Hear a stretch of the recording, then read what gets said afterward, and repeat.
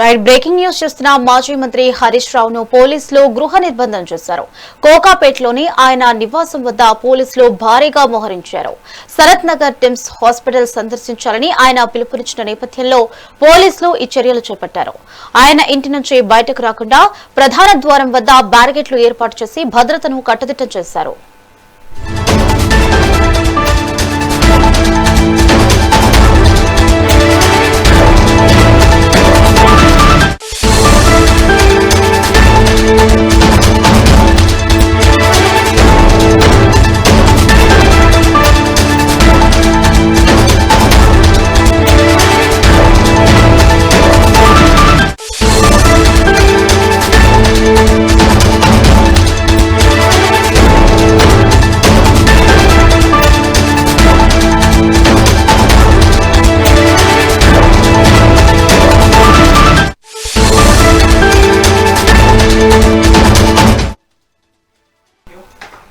మాజీ మంత్రి హరీష్ రావును పోలీసులు గృహ నిర్బంధం చేశారు.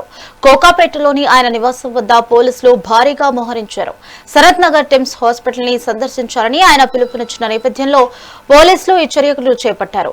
ఆయన ఇంటి నుంచి బయటకు రాకుండా ప్రధాన ద్వారం వద్ద బ్యారికేడ్లు ఏర్పాటు చేసి భద్రతను కట్టుదిట్టం చేశారు.